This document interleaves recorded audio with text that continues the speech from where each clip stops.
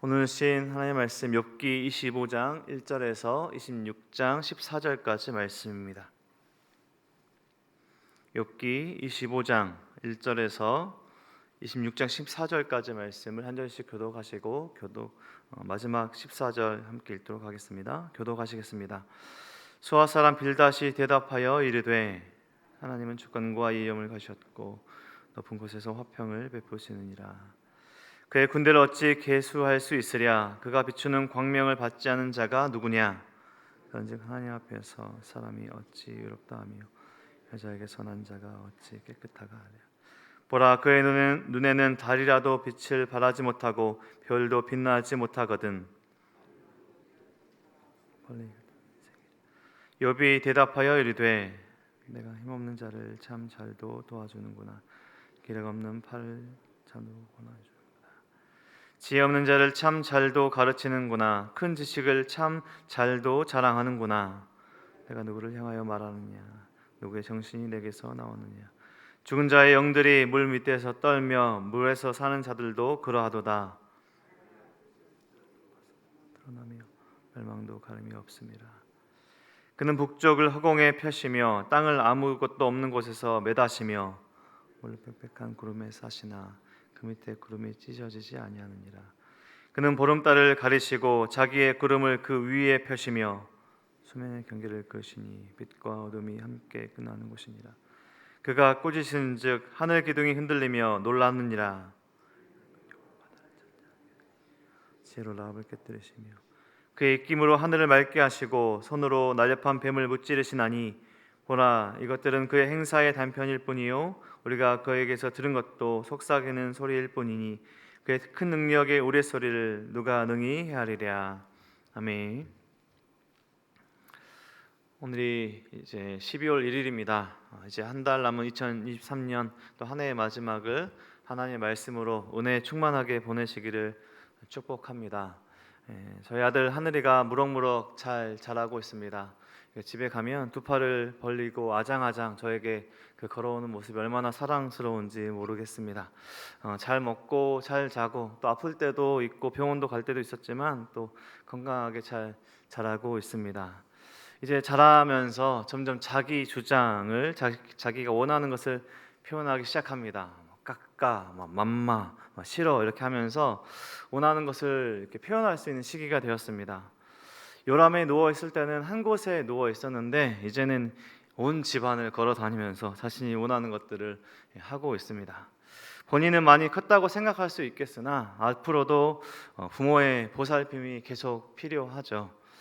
아이는 부모가 왜 또 어떻게 자신을 보살피는지 잘 모릅니다. 왜 어떻게 먹이는지, 또 어떻게 왜 씻기는지, 왜 옷을 입히는지, 왜 병원에 데려가는지, 왜 산책을 시키는지 다 알지 못합니다. 가끔 너무 전류할 때 씻길 때가 있습니다. 우리 성도님도 경험이 있으실 텐데요. 아이 입장에서는 이제 씻는 것이 너무나 고통과 고난의 시간이죠. 그냥 가만히 자고 싶은데 씻기는 부모가 원망스러울 수도 있을 것 같습니다. 하지만 부모는 아이를 깨끗하게 씻기고 잠을 재우죠. 아이는 본인이 어떤 보살핌을 받고 있는지 모른 채 살아갑니다. 그런 부모의 보살핌이 있어야 생존합니다. 하나님이 우리를 보살피십니다. 모든 것들이 어떻게 다 이루어지는지 우리는 다 알 수 없으나 하나님께서 그렇게 하신 줄 믿고 믿음으로 살아갑니다. 하나님 창조하신 세우신 규범들, 규칙들 안에 우리가 살아가고 있습니다. 그래서 규범적인 지혜를 아는 것도 참 필요합니다. 저녁이 되고 아침이 오고 또 계절이 바뀌고 나이가 들고 뿌린 대로 거두는 창조하신 시간과 공간에서 나타나신 하나님의 주권과 손길을 아는 것도 필요합니다. 그리고 거기에 더해서 그 모든 규범들, 규칙들을 초월해서 다스리시는 하나님의 그 초월성, 전능하신 그 능력, 반성적 지혜에서 이야기하는 우리 인간 밖에서 보이시는 하나님의 절대 주권에 대해서도 알아야 한다는 것입니다.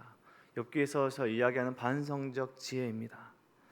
부모의 행동을 아기가 다 이해할 수 없는 것과는 비교할 수 없는 수준의 창조주 하나님의 일하심이 있다는 것을 우리가 알아야 한다는 것입니다.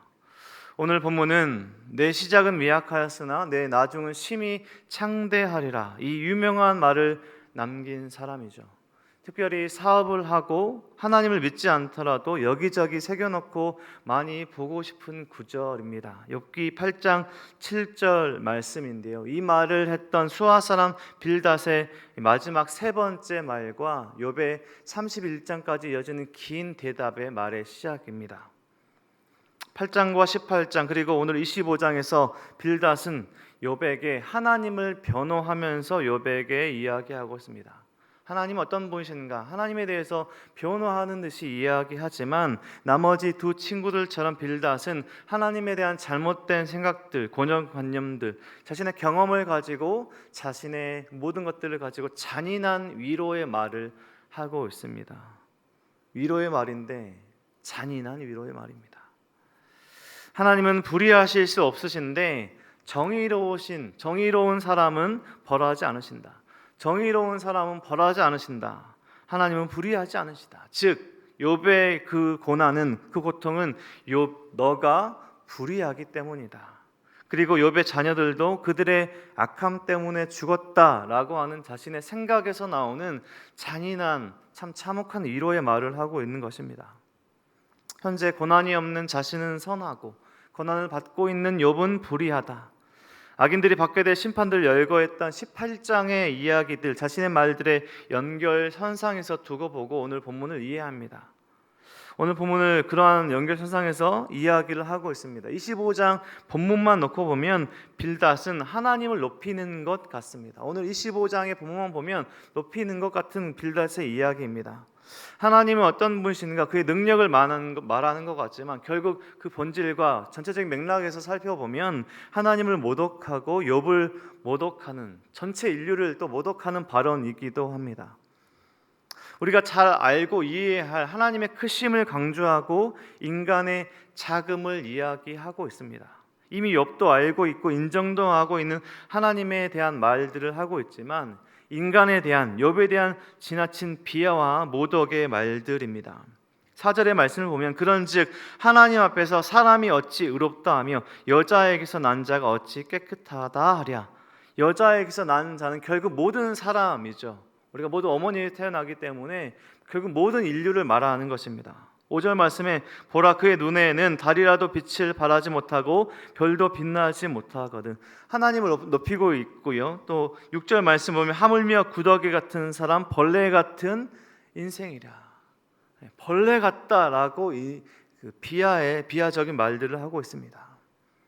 하나님께서 욥을 어떻게 여기시는지, 하나님의 형상으로 창조하신 사람을 하나님께서 어떻게 여기시는지 잘 모르는 모독의 말들입니다. 빌닷을 비롯한 세 친구들의 발언의 오류가 무엇이냐면 욥에게 닥친 고난이 이유가 있는 것이라면 인과응보적인 징벌, 큰 죄를 지었기 때문에 욥이 받은 고난이라고 그들이 생각한다면 그 말을 하고 있는 그들, 그리고 오늘 빌닷이 낮추고 있는 온 인류도 즉각 당장의 욥과 같은 그런 징벌을 받아야 당연한 것이 아니겠습니까? 왜 그러한 징벌에서 본인들은 제외되고 그러한 잔인한 위로의 말들을 할 정도의 삶을 살아가고 또 형통하며 잘 살아가는 사람, 또 인생들을 얼마나 선한 삶을 살았기에, 이 본인들은 얼마나 착한 삶을 살았기에 고난 없이, 욥과 같은 그 고통 없이 살고 있을까요? 이 빌닷과 두 친구들의 이러한 개념과 생각들을 우리가 가지고 있다면 현재 여러 가지 질병과 또 가정적인 어려움, 또 관계적인 어려움, 그런 상황 속에서 고통받고 있는 많은 사람들은 얼마나 큰 죄를 지었기에 그러한 고통을 겪고 있고, 그러한 고난 없이 사는 사람들은 얼마나 선한 일을 하며 살았기에 그렇게 살 수 있을까요? 조금 극단적인 예로요, 북한에 많은 지하교회 성도들이 있습니다. 실제적으로 그런 이야기를 들을 수 있게 되는데요, 그런 지하교회 많은 성도들은 얼마나 큰 죄를 저질렀기에 생명이 위협받고 고문과 핍박을 받으며 그런 고통과 고난을 받으며 지금 살아야 할까요? 그에 반해서 우리는 얼마나 선하게 살았기에 그런 어려움 없이 이런 오늘을 평안한 하루를 보낼 수 있을까요? 빌닷이 말하는 모두가 죄인이라는 이 말은 그렇게 말하고 있는 본인은 제외하고 고난을 받고 있는 욥과 그러한 사람들을 정죄하려고 하는 말들입니다. 하나님을 높이는 말들이 아니죠. 그러니 빨리 회개하고 착하게 살아라라고 말하고 있는 것입니다. 하나님께서 이러한 크고 놀라우신 분이신데 이렇게 징벌하는 이유는 너에게 죄가 있다라고 말하는 것이죠. 그렇게 회개하고 나면 내 시작은 미약하였으나 나중은 창대할 것이다 라고 말했던 것입니다. 욥은 자신이 완벽하지 않다는 것을 인정하지만 하나님 앞에서 거룩하게 살려고 노력했던 자신의 삶을, 자신의 의로움을 하나님께서 아시고 계심을 계속해서 주장해 왔습니다. 친구들이 이 말을 듣지 않죠. 그리고 친구들의 조언과 이 자신들의 경험과 이해 안에서 하나님에 대한 설명을 하고 있는 이러한 것들이 어떠한 위로도 되지 못함을 이야기합니다. 오늘 26장 1절에 보면 욥이 대답하여 이르되 내가 힘없는 자를 참 잘도 도와주는구나, 기력 없는 팔을 참 잘도 구원하여 주는구나. 2절의 말이 잘 도와주고 있고 구원하여 주고 있고 이 말이 아니라는 것을 우리 너무나 잘 알고 있지 않습니까? 참 잘도 도와주고 있는구나, 위로가 되지 않는다라고 말하고 있는 것입니다. 고난을 겪고 있는 친구의 이 위로의 말이 도움의 말을 한다고 하지만 전혀 도움이 되지 않고 있는 이러한 말들, 지혜의 말을 하고 있다고 하지만 결국 무지의 말들을 하고 있는 이 친구들의 이야기다라는 것입니다. 하나님은 택하신 성도들을 자녀 삼아 주시고 오늘 욥이 말하고 있는 또 빌닷도 그런 피상적으로 이해하고 있는 그 하나님은 택하신 성도들을 우리를 자녀 삼아 주시고요, 귀하다 또 사랑한다 말씀하십니다. 하나님의 형상으로 창조하시고 비록 죄로 인해 온전하지 못한 상태라 할지라도 끝까지 포기하지 않으시고 사랑하십니다. 그 사랑이 바로 예수님의 십자가에서 증거가 되었던 것이죠. 우리에게 보여졌던 것입니다. 우리가 예배를 시작하며 찬송했던 151장의 가사, 만왕의 왕 내 주께서 왜 고초당했나, 이 벌레 같은 날 위에 주 보혈 흘렸네. 이 벌레 같은 날 위에라는 고백은 이 하나님께서 말씀하신 것이 아닙니다. 이 벌레 같은 것아, 너희들은 벌레 같은 것이야, 이렇게 말씀하신 것이 결코 아닙니다. 크고 놀라우신 하나님의 그 사랑을 깨닫는 우리가 내가 하게 되는 고백이라는 것입니다. 웬 말인가 날 위하여 주 돌아가셨나, 이 벌레 같은 날 위에 큰 해 받으셨나. 하나님께서 말씀하신 것이 아니라 그 은혜를 경험하고 깨달은 사람의 입에서 나오게 되는 이 벌레 같은 이 낮고 낮은 나를 사랑해 주셨나, 십자가에서 돌아가실 만큼 큰 사랑을 보여주셨나 라고 고백하게 되는, 깨닫고 보니 알게 되는 하나님의 사랑과 은혜인 것이죠. 크고 광대하신 우주보다 크신 하나님이 이 작고 작은 나를 사랑하시고 십자가에서 죽기까지 사랑하신 그 사랑을 깨달았을 때 죄인이 하게 되는 고백이라는 것이죠. 우리 스스로 그렇게 생각할 수 있으나 하나님께서 우리를 벌레와 같이 대하지 않으십니다. 그렇게 생각하지 않으십니다. 우리를 높이시고 자녀 삼아 주시고 사랑해 주십니다. 하나님을 온전히 믿고 신뢰하며 살아갈 때 우리는 인생의 모든 순간이라는 것은 단순히 어려울 때만이 아닙니다. 형통할 때나 고난의 때나 모든 순간에 하나님을 바라보기 때문에 그 모든 순간에 감사할 수 있는 것이죠.